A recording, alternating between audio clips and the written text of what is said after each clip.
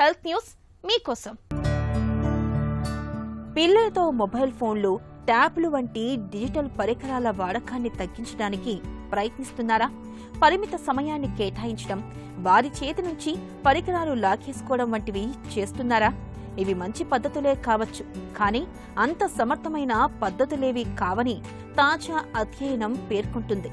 Digital పరికరాలతో ఎంతసేపు గడిపారనే దానికన్నా వాటితో ఎలా గడుపుతున్నారు, వీటి వాడకం వ్యసనంగా మారిందా అనేవే కీలకమని అధ్యయనం సూచిస్తుంది. 10 నుంచి 14 మధ్య వయసులోని పిల్లలు డిజిటల్ పరికరాలకు అతుక్కుపోవడానికి, వారిలో ఆత్మహత్య ఆలోచనలు కలగడానికి పరికరాలతో గడిపే తీరుకు సంబంధం ఉంటున్నట్లు బయటపడింది. తల్లిదండ్రులకు ఇది మంచి విషయమేనని చెప్పుకోవచ్చు. ఎందుకంటే ఇప్పుడు ఎక్కడ పడితే అక్కడ డిజిటల్ పరికరాలు కనిపిస్తున్నాయి. పిల్లలు వీటిని రకరకాల పద్ధతుల్లో వాడుతున్నారు. విశ్రాంతి సమయాల్లో వినోదం కోసమే కాకుండా స్కూల్ వర్క్, చదువులకు వాడుకుంటున్నారు.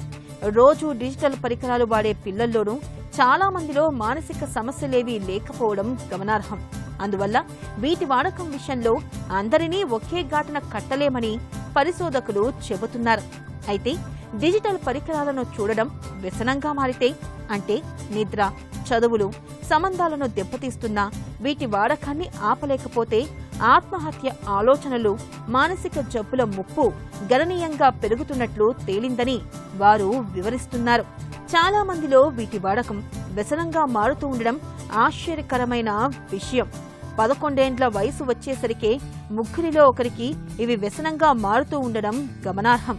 ఇలాంటి వారిలో 14 ఏళ్లు వచ్చేసరికి ఆత్మహత్య ఆలోచనలు, తమకు తాము హాని చేసుకోవడం 2 రెట్లు ఎక్కువగా కనిపిస్తున్నట్లు తేలింది.